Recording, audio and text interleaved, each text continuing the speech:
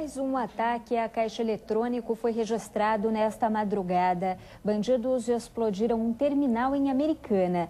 Em menos de 48 horas, essa é a segunda ação em locais próximos a rodovias. Mas, desta vez, 4 pessoas foram presas. Desta vez, o alvo dos bandidos foi este posto de combustíveis que fica na saída de Americana. O ataque aconteceu por volta das 2 horas da madrugada desta quinta-feira. O grupo explodiu o caixa eletrônico que fica dentro desta loja de conveniência. Depois de roubarem o dinheiro, eles fugiram pela rodovia Anhanguera, que fica a cerca de 100 metros daqui. A polícia foi chamada pelo segurança do posto que havia sido rendido e começou a perseguição. O veículo Polo foi iniciado em um acompanhamento, cerco pelas viaturas, onde eles não tinham outro meio senão adentrar a cidade de Sumaré. Foi realizado um apoio do helicóptero Águia, o Águia 5 de Piracicaba, que o mesmo aí detém um farol de busca, que pode auxiliar nas buscas noturnas. Então, com a chegada dele, foi realizada uma busca, uma varredura total em todas as residências do quarteirão, e sendo que a gente encontrou os 2 indivíduos no sótão de uma residência.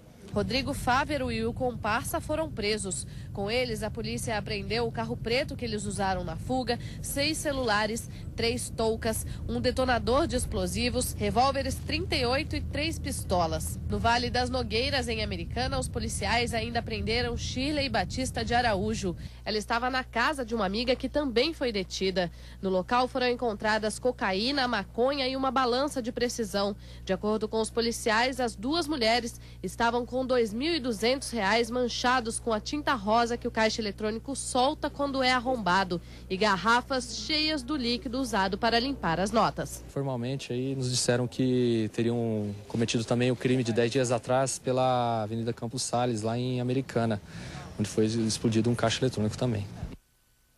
Você já ouviu falar em sarna da batata? Pois é, pouca gente conhece, mas a doença que deixa o tubérculo com uma aparência feia compromete as vendas e causa prejuízos aos produtores. Terceiro alimento mais consumido no mundo, a batata é hoje produzida por mais de 150 países, mas apenas o Brasil consegue cultivá-la durante o ano inteiro. Em média, são produzidas aqui 3 milhões de toneladas por ano. Diante de tanto consumo, todo cuidado é pouco. Uma das preocupações da Associação Brasileira de Batatas é com uma doença conhecida como sarna da batata, que é causada por bactérias que se desenvolvem principalmente em ambientes úmidos. Depois de lavadas, elas ficam assim, com lesões marrons e ásperas. É uma doença que a gente chama de cosmética, né? Ela afeta o tubérculo da batata de forma que ela altera a aparência. Né? Como sintomas, a gente tem crateras, são necroses no tecido da batata, e essa necrose acaba deixando todo o tubérculo infectado e de uma aparência desagradável para o consumidor. Por mais que a doença não represente risco à saúde dos consumidores, a aparência torna o tubérculo menos atrativo. Quem sai prejudicado é o próprio produtor, que acaba perdendo parte da colheita porque não consegue vendê-la aos fabricantes e aos supermercados. O prejuízo causado pela sarna comum, ele é, em alguns casos, né, digamos, sustentável e em alguns casos extremamente catastrófico. Nós temos casos, por exemplo, em que a sarna, as lesões são pequenas e não há, digamos, praticamente problema quando você destina essa batata para a indústria, né, seja de chips ou de palito, né, e é mesmo para consumo fresco. Por outro lado, você tem situações em que o ataque é tão intenso que você tem perda praticamente de 100% da produção. A batata, quando tem sarna, ela vai para o descarte, e esse descarte não é repassado ao produtor.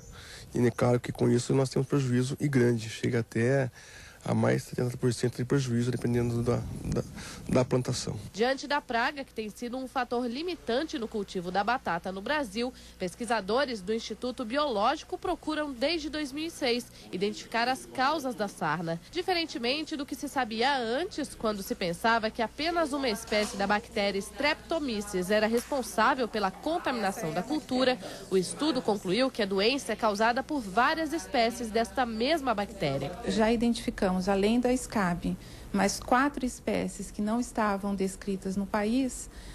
E fora isso, a gente também encontrou um grupo que é geneticamente totalmente distinto das 12 que nós comparamos.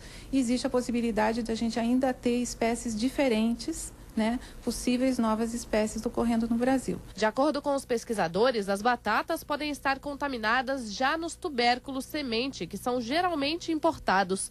Apenas uma amostra é capaz de contaminar grande parte da produção. Para tentar acabar com a doença, uma saída seria controlar com mais rigor a entrada desses tubérculos sementes no Brasil. No entanto, haveria necessidade de se realizar mudanças na legislação que controla a importação de material vegetal no país. Por isso, por enquanto, o objetivo é buscar alternativas de manejo.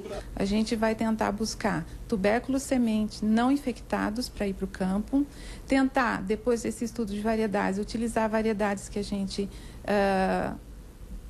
pode considerar como menos suscetíveis à doença e outras formas, por exemplo, de manejo no solo, como acidificação ou tentar alterar o pH do solo. Seriam ações conjuntas para estar tentando deixar a doença de uma forma localizada, sem que ela se espalhe. Termina na sexta-feira em Campinas a segunda etapa da vacinação contra a poliomielite. Devem receber a dose crianças menores de 5 anos. Até agora, segundo a Coordenadoria de Vigilância em Saúde da cidade, 83% das crianças com menos de 5 anos foram vacinadas.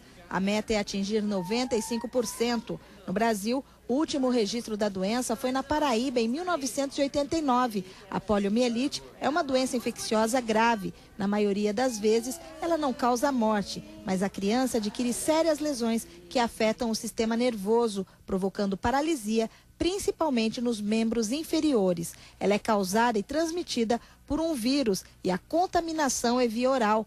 Mais informações sobre a vacinação pelo telefone 156.